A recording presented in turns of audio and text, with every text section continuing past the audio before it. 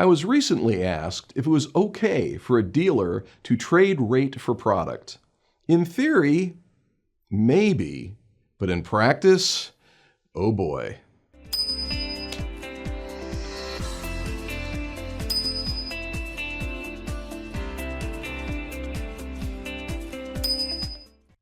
Trading rate for product means offering a customer a lower interest rate if the customer will agree to purchase an F&I product.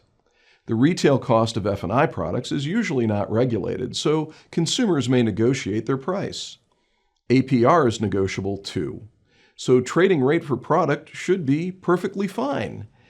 And it can be, except when it's not, which is most of the time. Here's why.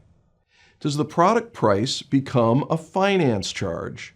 The Truth in Lending Act defines finance charge as the sum of all charges payable directly or indirectly by the person to whom the credit is extended and imposed directly or indirectly by the creditor as an incident to the extension of credit.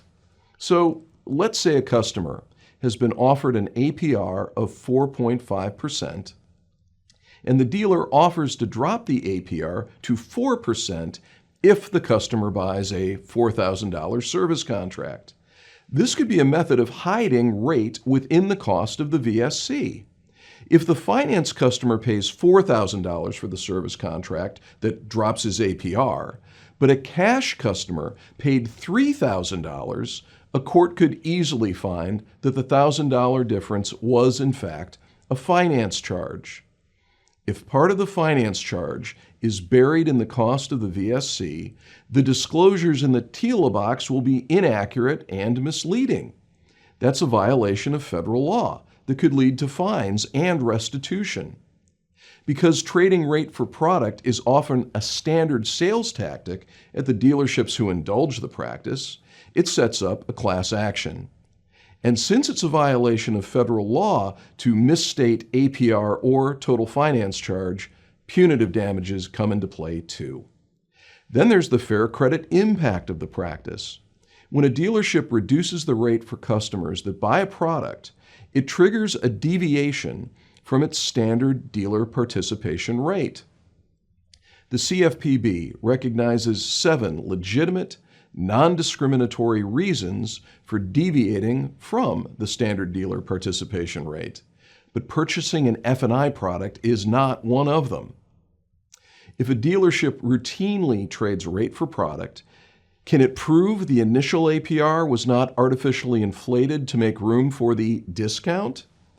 Any dealership trading rate for product better have a bulletproof and consistent desking process that can demonstrate the APR is appropriate for the customer's credit risk and has a uniform markup.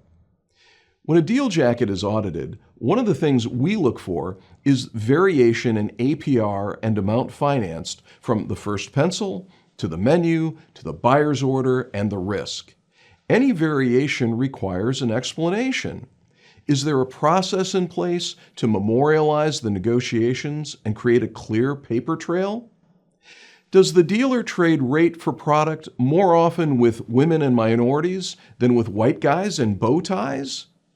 Add potential discrimination to your list of worries. Going back to the original question, is it okay to trade rate for product?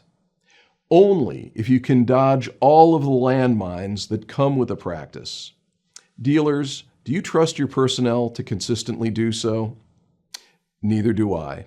And that's why I never recommend it. For Drop the Bow Tie, I'm Jim Ganther. Thanks for watching.